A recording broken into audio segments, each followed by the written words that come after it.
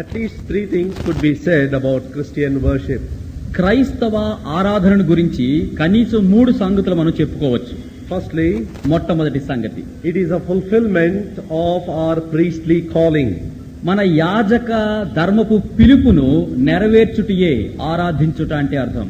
The Bible says that we are saved, we are redeemed and made kings and priests unto God. పరిశుద్ధ గ్రంథం Bible ఏమంటుందంటే, మనం రక్షణ పొందాం, విమోచింపబడ్డాం, దేవుడైనటువంటి ఆ యొక్క ప్రభునకు యాజకులైన రాజులైన యాజక సమూహంగా ఉండుటకు పిలువబడ్డాం. Failure to offer the incense of worship is to fail in our priestly calling. కనుక ఏదైతే దేవునికి ఆరాధన అనేటువంటి ఆ యొక్క మరి ఆ ధూపాన్ని వేయటంలో తప్పిపోతామో అంటే అర్థము మన యాజక ధర్మపు వృత్తిలో మనం తప్పిపోతున్నాము అని అర్థం. Secondly, రెండవదిగా, of all the ministries that we have in Christian life, worship is the only ministry that is going to continue for eternity. మన క్రైస్తవ జీవితంలో ఈ లోకంలో ఉండగా అనేకమైనటువంటి సేవా పరిచర్యలు మనం చేస్తూ ఉంటున్నాం. అయితే మనం చనిపోగానే అవన్నీ కూడా ముగిసిపోతాయి. చనిపోయిన తర్వాత కూడా మనతో పాటు వచ్చే పరిచర్య ఏదయ్యా అంటే ఆరాధన అనేటువంటి యొక్క పరిచర్య మాత్రమే. Ministry of administration today in the church, ఈ దినము ప్రస్తుతము మరి ఈ సంఘములో సంఘ పరిపాలన అనేటువంటి ఆ యొక్క పరిచర్య, the ministry of preaching the good news, మంచి సువార్తను ప్రకటించే ఆ బోధ పరిచర్య, ministry of prayer, ప్రార్థన అనేటువంటి ఆ యొక్క పరిచర్య, ministry of interpretation, అనువాదము చేసే ఇటువంటి పరిచర్య, various ministries will come to a standstill at our grave, and the only ministry that continues beyond the grave is the ministry of worship. కాబట్టి ఈ లోకంలో మనం ఇప్పుడు చెప్పుకున్న ఈ పరిచర్యలన్నీ కూడా ఒక్కసారి మనుషులు మృతి చెందితే సమాధితో అవి ముగిసిపోతాయి, ఆగిపోతాయి. మనం మృతి చెందిన తర్వాత కూడా మనల్ని వెంబడించి వచ్చే పరిచర్య ఏదంటే, నిత్యత్వంలో పాటు మనతో ఉండే పరిచర్య ఏదంటే ప్రభువును చేసే ఆరాధనా పరిచర్య మాత్రమే. Thirdly, మూడవది, by worshipping the Lord, we are actually giving God an opportunity to bless us. ప్రభువును మనము ఆరాధించుట ద్వారా దేవుడికి మనలను దీవించడానికి ఒక అవకాశం ఇస్తుంటున్నాము. Psalm 29 begins with saying, give unto the Lord, give unto the Lord, give unto the Lord glory and strength. At least 3 times this expression comes. చూడండి, 29వ కీర్తన మొదటి వచనంలో మనం చూసినట్లయితే, దైవపుత్రులారా యెహోవాకు ఆరోపించుడి, యెహోవాకు ఆరోపించుడి, ఆయనకు చెందవలసిన ప్రభావమును ఆరోపించుడని ఆ మొదటి 2 వచనాలు 3 సార్లు ఆయనకు అర్పించుడి, ఆరోపించుడని రాయబడింది. It looks like a reminder that we must offer to the triune God our worship. కనుక ఇది ఎట్లా ఉందంటే 3 సార్లు చెప్పేది మన త్రియేక దేవునికి మరి ఆ రీతిగా మనం జ్ఞాపకం చేయబడుతున్నాం. ప్రభునకు చెందాల్సినటువంటి ఆ ఆరాధన మహిమను ప్రభావం ఆరోపించుడి అని జ్ఞాపకం చేయబడుతున్నాం. It's a reminder that our body, soul and spirit together as the whole personality offer worship to God. నిజానికి ఇది ఎట్లా ఉందంటే మన ప్రాణాత్మ దేహములను సర్వాంగ హోమంగా దేవునికి ఆరాధనగా అర్పించుడి అని మనకు జ్ఞాపకం చేసే మాటలు 29వ కీర్తన మనం చూస్తుంటున్నాం. It begins with the statement, give unto the Lord. ఇక్కడ 29వ కీర్తన ఎట్లా ప్రారంభించబడిందంటే మరి యెహోవాకు ఇవ్వుడి, అర్పించుడి అని చెప్పి ఆరంభించబడింది. But the closing verse 11 says, 11వ వచనం అనగా ముగింపు మాట ఎట్లా ముగిసిందంటే ఆ కీర్తన, the Lord will give strength to his people, the Lord will bless his people with peace. 11వ వచనం చూడండి, 29వ కీర్తనలో చివరి వచనము, యెహోవా తన ప్రజలకు బలమును ఇచ్చును, అనుగ్రహించును, యెహోవా తన ప్రజలకు సమాధానమును కలుగజేసి వారికి ఆశీర్వాదం ఇచ్చును, ఆశీర్వదించును అని ప్రభు ఇస్తాడు అనే మాటతో ముగించబడింది. By failing to worship the true and the living God, we deny God the opportunity to bless us. నిజానికి ఈ యొక్క దేవుడిని మనము ఆరాధించుట మనము తప్పిపోయినట్లయితే దేవుడు మనల్ని దీవించే విషయంలో మనము నాకు ఈ దీవెనలు వద్దు అని తృణీకరించినట్లు అవుతుంది. Never neglect worship. Be on time, take your portion, gladly worship the Lord, not only on a Sunday morning but every day too. కాబట్టి ఆరాధన అనేటువంటి యొక్క విషయాన్ని ఎప్పుడు నిర్లక్ష్య పెట్టకండి. ప్రభు మందిరానికి మరి ఆదివారం నాడు సకాలంకే రండి, ప్రభునకు హృదయపూర్తిగా ఆరాధన స్తుతి ప్రశంసలు చెల్లించండి, ఆ రీతిగా దీవెనలు పొందండి. కేవలం ఆదివారమే మాత్రం కాదు గాని విశ్వాసులుగా మన జీవితకాలం అంతా కూడా ప్రభునకు ఆరాధన చేయబద్ధులమై ఉన్నాం. By the grace of God, John opens the veil from heaven and we get a scene of worship that's going on in heaven. దేవుని కృపను బట్టి ఆ యొక్క యేసు ప్రభు శిష్యుడైనటువంటి యోహాను ఆ పరలోకపు తెరను తొలగించగలిగినాడు. ఆయన తొలగించినట్టు తెరను బట్టి పరలోకములో దేవదూతల మధ్య జీవుల మధ్య జరుగుతున్నటువంటి ఆరాధనను ఇప్పుడు మనము ప్రకటన గ్రంథం 5వ అధ్యాయంలో చూడగలుగుతుంటున్నాం. When you look carefully or listen carefully to the words of their worship, నిజానికి ఆ పరలోకములో అక్కడ జనులు పలుకుతున్నటువంటి ఆరాధన మాటలు శ్రద్ధగా మనం ఆలకించినట్లయితే you find there is a threefold remembrance in the presence of the Lord as they offered worship. ప్రభునకు వారు ఆరాధన అర్పించడంలో మూడంతల ఆ యొక్క విషయాలను వారు పలుకుతున్నట్లుగా చూస్తుంటున్నాం.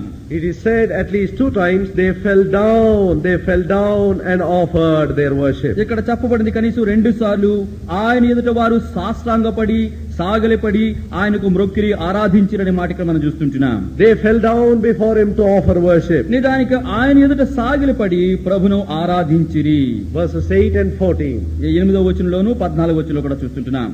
The word worship in the Greek is proskuneo, and this word proskuneo means an inferior, a subordinate falling down before a superior. నిజానికి ఆరాధన అనే మాటకు గ్రీకు భాషలో చూసినట్లయితే ప్రస్కూనియో అని చెప్పే మాట ఉంటుంది. దాని అర్థం ఏంటంటే ఒక మహోన్నతుడైనటువంటి ఒక వ్యక్తి ఎదుట నేను చాలా చిన్నవాణ్ణు, ఎందుకు పనికిరాని వాడిని అని చెప్పి ఒక వ్యక్తి తగ్గించుకోవడం ఉంటుంది, వంగి నమస్కారం చేయడం ఉంటుంది. దానిని ఆరాధన అని పిలుస్తూ ఉంటారు. The first mention of this word comes in Matthew chapter 2, when wise men came from the east, fell down before the baby Jesus at Bethlehem and worshipped him. మత్తయి సువార్త 2వ అధ్యాయంలో ఈ రీతిగా ఎంతవరకు నేలమట్టుకు వంగి ఆ యొక్క నమస్కారం లేదా ఆరాధన చేసిన మాట మత్తయి సువార్త 2వ అధ్యాయంలో చూస్తుంటున్నాము. తూర్పు దేశపు జ్ఞానులు యేసు ఉన్న చోటును వెతికి వచ్చి ఆయన ఎదుట సాష్టాంగపడి సాగిలపడి ఆయనను ఆరాధించి సమర్పించినని చూస్తూ ఉంటున్నాం. We are not told what they said in their worship, but we are only told what they did in their worship. నిజానికి వారు ఆరాధన చేశారు కదా, ఏం మాటలు పలికారు అని చెప్పబడలేదు గాని వారు ఏం చేశారు క్రియలు అవి మాత్రం అక్కడ తెలపబడుతూ ఉంటున్నాయి. By their posture, falling down before the holy and the mighty one, they offered him homage and said, Lord, you are great. కనుక వారందరూ కూడా ఈ యొక్క యేసుక్రీస్తు అనేటువంటి బలమైన గొప్ప దేవుని ఎదుట సాగిలిపడి నమస్కరించడం ద్వారా, మోకాళ్ళు వేయడం ద్వారా ఏమని తెలియజేస్తున్నారంటే, ఓ దేవా నువ్వెంతో అత్యున్నతుడవు, మహాగణుడువు అంటున్నారు వారు.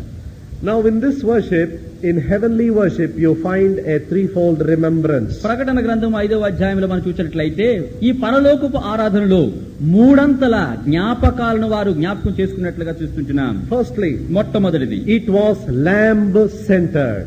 వారు చేసే పరలోకపు ఆరాధన కేంద్ర బిందువు ఎవరంటే గొర్రె పిల్లను వారు కేంద్రంగా చేసుకుని ఆరాధన చేస్తూ ఉంటున్నారు. They fell down before the lamb. They said, worthy is the lamb. కనుక వారు గొర్రె పిల్ల ఎదుట సాష్టాంగపడి గొర్రె పిల్ల యోగ్యుడు అని చెప్పి ఆరాధిస్తుంటున్నారు. The Bible is often called the Lamb's book of life because the Bible speaks so much about the lamb. నిజానికి పరిశుద్ధ గ్రంథం బైబిల్ కు మరొక పేరు ఉంది, ఏంటంటే గొర్రె పిల్ల యొక్క జీవ గ్రంథం అని. అంటే కారణము ఈ బైబిల్ గొర్రె పిల్ల గురించి పదే పదే తెలియజేస్తుంది.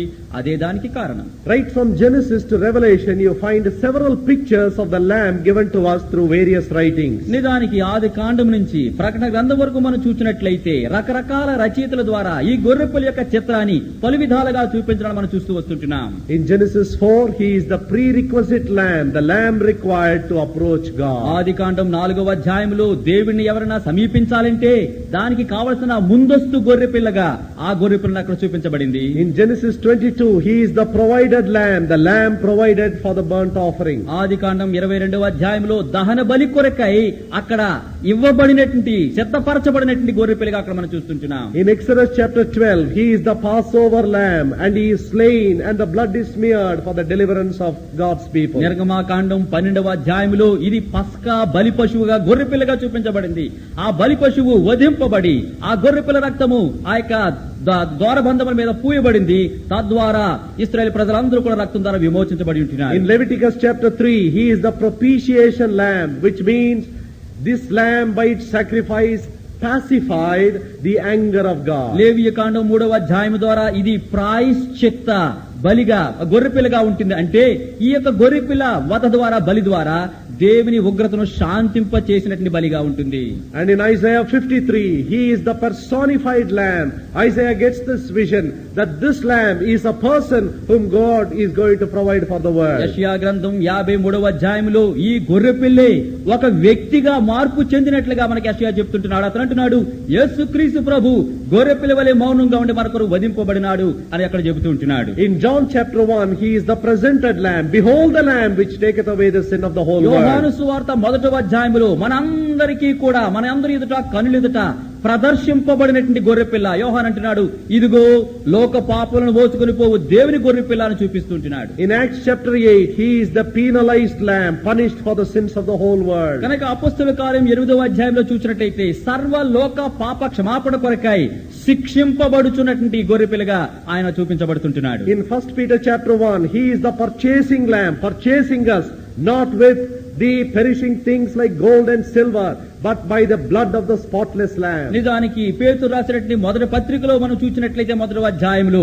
అది మనను కొనుచున్న సంపాదించుచున్న గొర్రెపిల్ల అంటే మరి నశించిపోవు సువర్ణము వెండి ద్వారా మనం కొనబడలేదు గాని యేసుక్రీస్తు యొక్క ఆ గొర్రెపిల్ల రక్తం ద్వారా మనము కొనబడి ఉంటున్నామని ఇక్కడ రాయబడుతుంది. In Revelation 5, he is the praised lamb. The whole heaven gathers around this lamb and praises him. ప్రకటన గ్రంథం 5వ అధ్యాయంలో ఈ గొర్రెపిల్ల ఎట్లా ప్రదర్శింపబడుతుందంటే స్తోత్రింపబడుచున్నటువంటి గొర్రెపిల్లగా అక్కడ జీవులు పెద్దలందరూ కూడా సాగిలపడి స్తుతిస్తూ ఉంటున్నారు. Revelation chapter 22, the last chapter, he is the preeminent lamb over all powers and authority. ప్రకటన గ్రంథం 22వ అధ్యాయం చివరగా చూసినట్లయితే ఈ సర్వ లోకములో అతనే ప్రముఖమైనటువంటి గొర్రెపిల్లగా అతనికే ప్రథమ స్థానం ఇవ్వబడినటువంటి గొర్రెపిల్లగా ప్రదర్శింపబడుతుంటున్నారు. The whole Bible speaks about the glory of the lamb from Genesis to Revelation. ఆది కాండము నుంచి ప్రకటన గ్రంథం వరకు చూసినట్లయితే ఈ పరిశుద్ధ గ్రంథం అంతా కూడా గొర్రెపిల్ల మహిమను ప్రదర్శిస్తున్నట్లుగా బయలుపరుస్తున్నట్లుగా చూస్తున్నాం. As we have come into God's house, let us also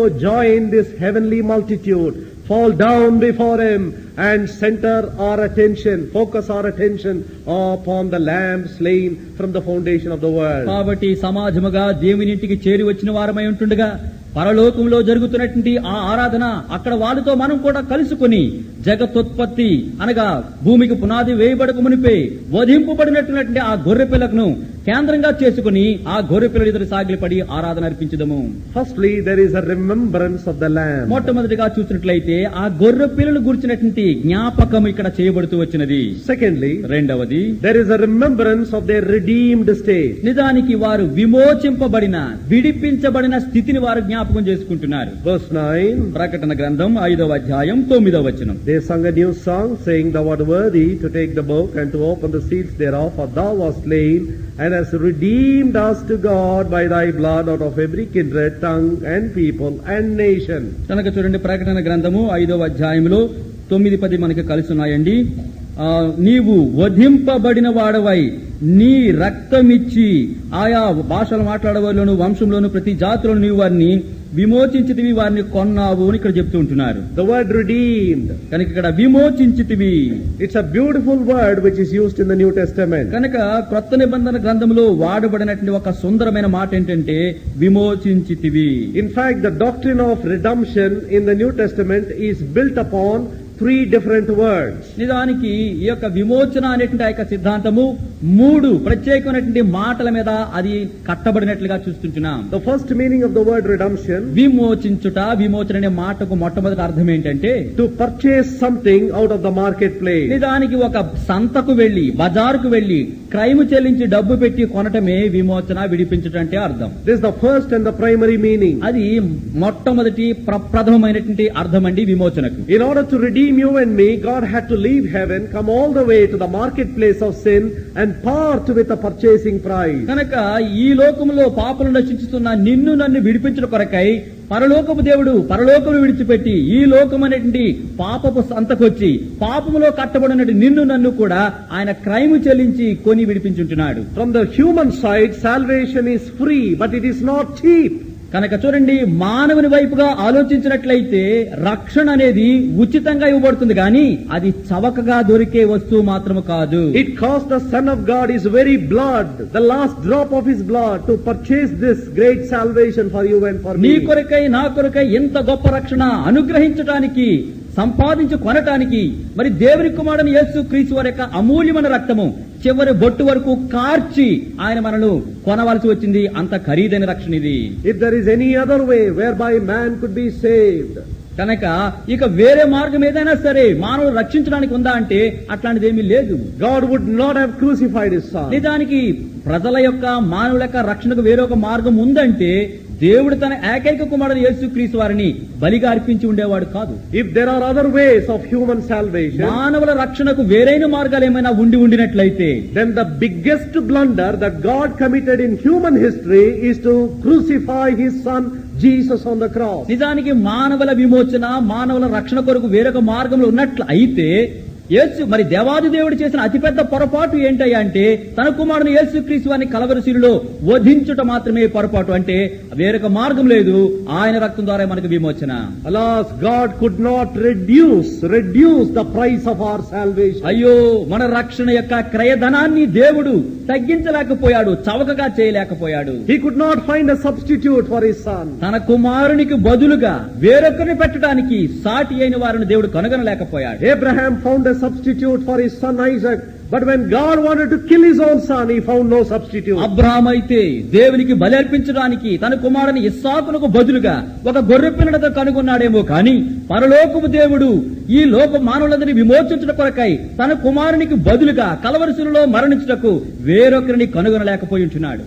To purchase, మనలను కొనడానికి, సంపాదించడానికి. That's why Paul wrote to Corinthians, "You are bought with a price, therefore glorify God in your body." అందుకని కొరింథీ రాసినటువంటి పత్రికలో పౌలు అంటున్నాడు, మీరు విమోచించబడిన వారు, క్రయధనం పెట్టి వెల ఇచ్చి కొనబడిన వారు కాబట్టి మీ శరీరములతో దేవునిని మహిమపరచుడి అంటున్నాడు పౌలు. How precious is a redeemed believer? నిజానికి విమోచించబడిన ఒక విశ్వాసి ఎంత అమూల్యమైన వాడు, ఎంత విలువైన వాడు. The day that you can evaluate the worth of the blood of Christ, on that day you can evaluate the worth of a believer. నిజానికి ఏ దినమైతే యేసు క్రీస్తు కాచిన అమూల్య రక్తాన్ని యొక్క విలువను నువ్వు కనుగొనగలుగుతావో అప్పుడే ఒక విశ్వాసి యొక్క విలువను కూడా కనుగొనగలుగుతావు. Looking at any watch, you would ask what is the price, because you want to evaluate it. కనుక ఏదైనా గడియారము, చేతి వాచి చూసినట్లయితే మరి ఎంత ఖరీదు అంటాం, ఎందుకంటే దాన్ని డబ్బు పెట్టి మనం కొనుక్కోగలం. You will evaluate it, you will find out it, assess its value. కనుక ఆ యొక్క గడియారం యొక్క ధర ఎంతో మీరు దాన్ని కట్టగలరు, లెక్క కట్టగలరు. But when you think of the redemption of a soul, you cannot evaluate or assess its value. ఒక ఆత్మ విమోచన, ఆత్మ రక్షణ మీరు చూచినప్పుడు దానికి ఎంత లెక్క, ఎంత ఖర్చు అవుతుందని లెక్క కట్టలేము. This is the first meaning, to purchase. కనుక విడిపించుట అంటే కొనటం అని మొట్టమొదటి అర్థం. The second meaning in redemption, విమోచనకు రెండవ అర్థం ఏంటంటే to remove.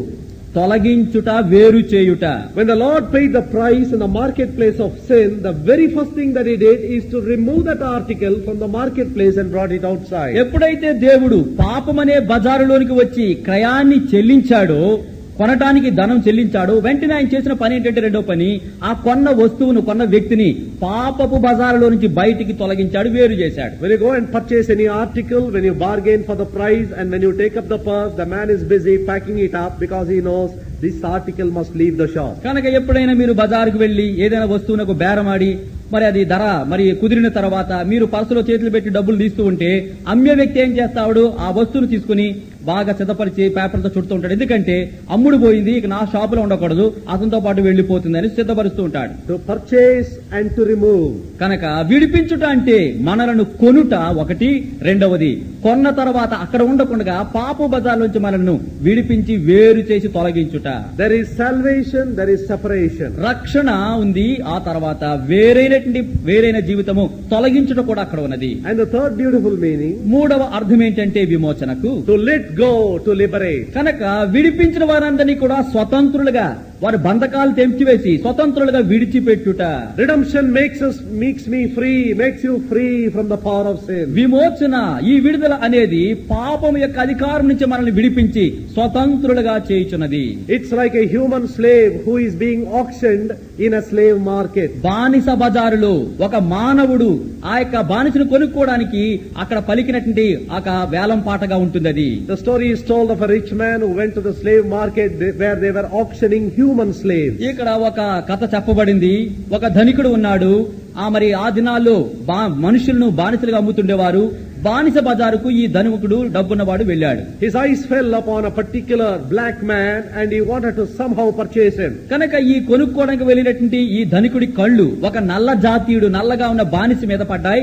అతన్ని కొనుక్కోవాలి అని కోరుకున్నాడు. And so many bidders were there, but this man would not give up. He was always quoting the higher bid. ఇక్కడ చూసినట్లయితే ఆ నల్ల జాతీయ మనుషుని కొనుక్కోవడానికి వేలం పాట పాడే వాళ్ళు చాలా మంది వచ్చారు. ఎంతమంది ఎక్కువ పాడినా కూడా ఈ ధనికుడు వారికంటే ఎక్కువ ధర పలికి అంత కొంటాను ముందు పాడుతుంటున్నాడు. He reached a point where no one could compete. ఇక ఎట్లాంటి ధరకు వచ్చేసిందంటే ఈ ధనికుడు చెప్పాడు, పెద్ద మొత్తంలో ఇంత డబ్బు ఇస్తానన్నాడు. వేరే వాళ్ళు అంత డబ్బు పెట్టి మేము కొనలేమని ఒప్పుకున్నారు. Finally, the man was pushed to the feet of this new rich man who bought him. ఇప్పుడేమైపోయింది, ఏ నల్ల జాతీయుడైతే వేరొక యజమానుడి దగ్గర అమ్మబడుతున్నాడో ఆ అమ్మేసిన వాడి డబ్బు తీసుకుని వెంటనే కొత్తగా కొనుక్కున్న యజమానుడి పాదముల చెంతకు త్రోసివేశారు నల్ల జాతీయుడిని. This black slave was thinking, ఇప్పుడు ఈ నల్ల జాతీయుడు బానిస అనుకుంటున్నాడు కిందపడి, what a big price this man is paying to purchase me. ఈ కొత్త యజమానుడు వచ్చాడే ధనికుడు ఎంత డబ్బు పెట్టి నన్ను కొనుక్కున్నాడు. ఇప్పుడు He is going to squeeze every inch of my flesh and he is going to take every ounce of my energy. కనుక అతను అనుకుంటున్నాడు, కింద పడి పాదం దగ్గర పడి అనుకుంటున్నాడు, ఎంత డబ్బు పెట్టి నన్ను కొన్నాడు అంటే నా శక్తిని, నా రక్తాన్ని, నా చెమటను పిండి పీల్చి అంత డబ్బు కంటే ఎక్కువ డబ్బు నా ద్వారా వసూలు చేసుకుంటాడే అనుకుంటున్నాడు. As the price was growing up, fear was also growing up in his heart. నిజానికి వేలం పాటలో ఈ బానిస యొక్క ధర పెరిగిపోతూ ఉంటే ఈ బానిస హృదయంలో భయము అంతకంతకు పెరిగిపోతూ కిందకి కృంగిపోతూ ఉంటున్నాడు. The new owner took the new slave and came out of the market. ఇప్పుడు ఈ కొత్త యజమానుడు ఈ కొత్త బానిసను కొనుక్కున్నాడు కదా, బానిస బజార్లోంచి చేయి పట్టుకుని బయటకు తీసుకొచ్చేశాడు. When they came to a considerable distance, వారు బానిస బజార్ని విడిచి కొంచెం దూరం వచ్చిన తరువాత he turned round, removed all the chains from his hand. కొత్త యజమానుడు ఏం చేశాడంటే ఈ బానిసకి చేతులకున్నటువంటి ఇనప గొలుసులన్నీ కూడా తాళాలు తీసి వసూలు చేశాడు. He wiped the tears from his eyes. నిజానికి ఆ దాసుడు నల్ల జాతుల యొక్క కన్ను నుంచి కారుతున్నటువంటి కన్నీటిని తుడిచాడు. He was bleeding on the back, he wiped it. నిజానికి ఈ నల్ల జాతీయుని ఎంతగా కొట్టారంటే వారు వెనకంతా కూడా దున్నబడింది, రక్తం కారుతుంది. రక్తాన్ని కూడా కొత్త యజమానుడు తుడిచాడు.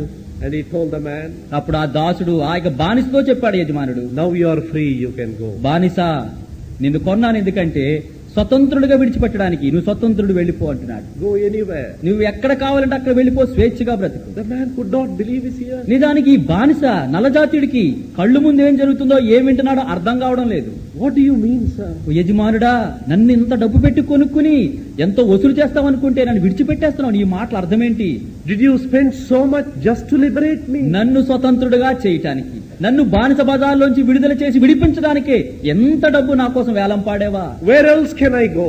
నేను ఎక్కడికి పోగలను ఇంకా? Where can I find a master like you? నీలాంటి యజమానుని నేను ఈ లోకంలో ఎక్కడ కనుగొంటాను? He fell down at his feet and he said, till now I have been a slave out of fear, but today I will become your slave forever out of love and reverence for you. వెంటనే ఆ బానిస యజమానుడు పాదము దగ్గర సాగిలిపడి అంటున్నాడు, ఎంత కాలము కూడా నేను బానిసగా భయముతో బానిస సేవ చేస్తూ వచ్చాను గాని ఇప్పుడు నేను సంతోషముతో ప్రేమతో ఓ యజమానుడా నిన్ను నేను సేవిస్తాను, సదాకాలం నీకు బానిసగా ఉంటానని సాగిలిపడి ఉంటున్నాడు. I will become your bond slave, never ask me to leave you. ఇక ఎన్నటికీ కూడా చేతులకి సంఖ్యలు వేయకపోయినా నేనే సంఖ్యలు వేసుకుని నీ పాదాల చెంత సాగిలి పడతాను, నన్ను పొమ్మని మాత్రం ఓ యజమానుడా చెప్పొద్దు అంటున్నాడు. That is the gratitude of the redeemed soul. విమోచించబడిన మనుషుని యొక్క కృతజ్ఞత ఎట్లా ఉంటుంది? We are a redeemed people. మనము యేసు ప్రభు అనే గొర్రెపిల్ల రక్తం చేత విమోచించబడిన ప్రజలమై ఉంటున్నాం. He purchased us. ఆయన మనను ధర పెట్టి రక్తం పెట్టి కొనుక్కొని సంపాదించుకున్నాడు. He removed us from the marketplace. పాపపు బజారు జీవితంలోంచి మనల్ని వేరే చేశాడు, ప్రత్యేకపరిచాడు. He has liberated us from every curse and every condemnation. ప్రతి విధమైనటువంటి శిక్షా విధి, ప్రతి విధమైనటువంటి శాపం నుంచి మనల్ని స్వతంత్రులుగా చేసి విడిచాడు.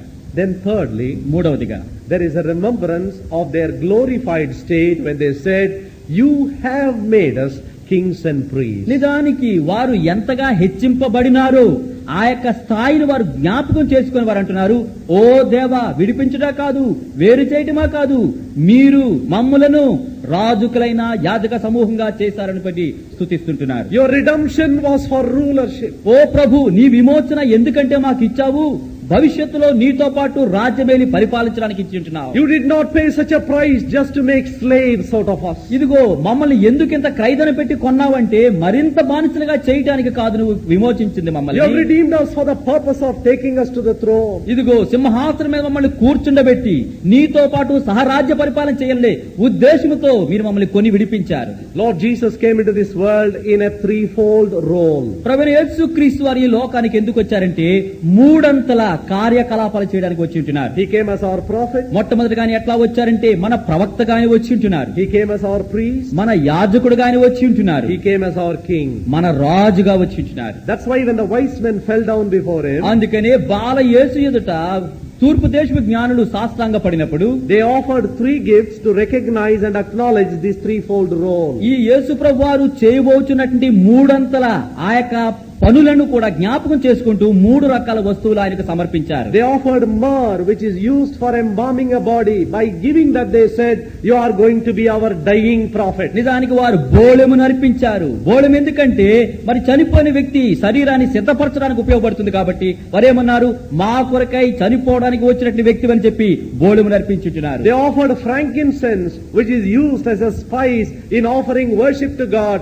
It speaks of his priesthood. నిజానికి వారు సాంబ్రాణి అర్పించారు. అంటే అది దేవునికి మాత్రం అర్పిస్తూ ఉంటాం. అంటే యేసు ప్రభు వారు దేవునికి ప్రజల పక్షంగా విజ్ఞాపన చేసే యాజకుడుగా వచ్చాడని సాంబ్రాణి అర్పించుంటున్నారు. They offered him gold to say that he was king. కనుక ఈ జ్ఞానులు మూడోదిగా అర్పించింది ఏంటంటే బంగారం అర్పించారు. ఏమని చెప్తున్నారు? బంగారం అంటే పరలోకం అనేది ఈ రాజు అని చెప్పి వారు తెలియజేస్తుంటున్నారు. Dear brothers and sisters, ప్రియ సహోదరి సహోదరులారా, on the day of conversion, కనుక ఏ దినమైతే పాప క్షమాపణ పొంది ప్రభు నమ్మి ఉంటున్నామో the same threefold office he confers upon you and me. నిజానికి యేసు ప్రభు వారు తాను నిర్వర్తించిన 3 విధులు 3 ధర్మాలు కూడా రక్షణ దినమందే మనకు కూడా ఆయన ఆరోపిస్తుంటున్నాడు, ఇస్తూ ఉంటున్నాడు. What is our positional calling? నిజానికి మనము ఎటువంటి పనులు చేయటానికి మనం పిలువబడి ఉంటున్నాం? We are called to be prophets and priests and kings unto God. ప్రవక్తలుగా ఉండటానికి, యాజకులుగా ఉండటానికి, దేవుని నిమిత్తమైనటువంటి రాజులుగా ఉండటానికి కొరకాయ 3 అంతల పిలుపును పొంది ఉంటున్నాం. Never have a cheap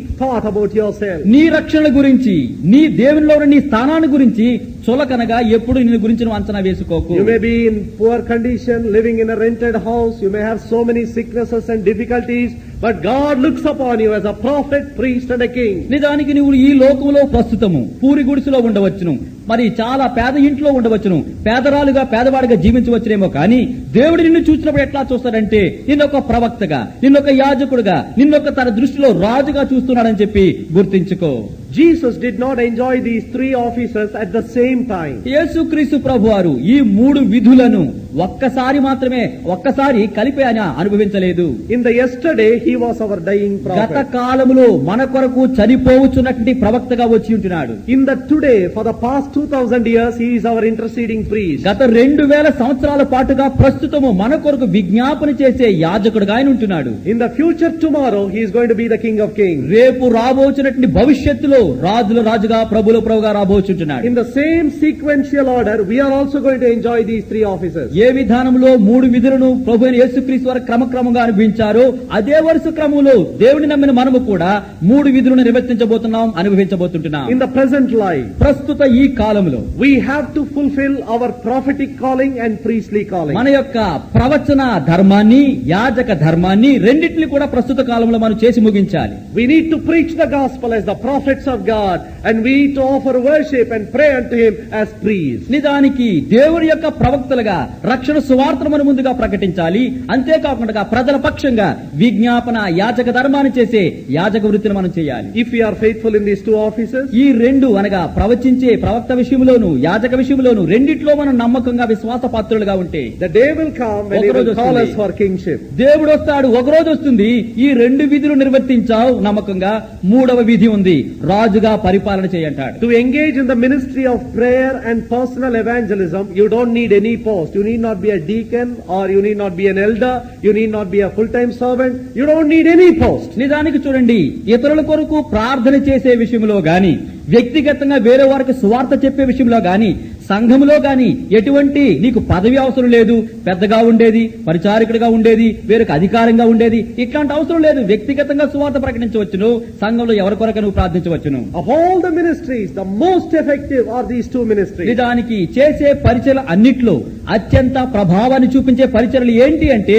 వ్యక్తిగత సువార్త, తర్వాత ఇతరుల కొరకైనటువంటి విజ్ఞాపన ప్రార్థన. You don't need any money, you don't need any equipment, you don't need any special place to fulfill these two ministries. మరి ఇతరులకు సువార్త వ్యక్తిగతంగా అందించట్లో, ఇతరుల కొరకు ప్రార్థించే విషయంలో నీకు డబ్బు అవసరం లేదు, ప్రత్యేకమైన ఇట్లాంటి మరి ఎన్నో సదుపాయాలు అవసరం లేదు, ఎంతో గొప్ప ఖర్చు పెట్టే అవసరం కూడా ఏమీ కనపడడం లేదు. Fulfill your calling today as prophets and priests, you will enjoy rulership tomorrow. నేటి దినములో ప్రవక్తగా, యాజకుడుగా దేవుడు నీకు ఇచ్చిన ధర్మాన్ని నిర్వర్తించు, చక్కగా చేసి ముగించు. భవిష్యత్తులో ప్రభు నిన్ను రాజుగా వాడుకోబోతుంటున్నాడు. As we fall down proskuneo in God's presence, let us remember the Lamb. కనుక దేవుని సన్నిధిలో మనము ఈ రీతిగా ఆయన మహోన్నతుని గుర్తెరిగి పాదముల చెంత సాగిలి పడుతుండగా ఆ గొర్రె పిల్లలు జ్ఞాపకం చేసుకుందాం. Secondly, let us remember that we are redeemed people. రెండవదిగా మనం జ్ఞాపకం చేసుకోవాల్సిన సంగతి ఏంటంటే మనం విమోచించబడిన, విడిపించిన ప్రజలము. Thirdly, let us remember we are kings and priests and prophets unto God. మూడవదిగా మనం జ్ఞాపకం చేసుకోవాల్సింది ఏంటంటే మనము ప్రవక్తలంగా, యాజకులంగా, రాజులుగా కూడా దేవుని కొరకై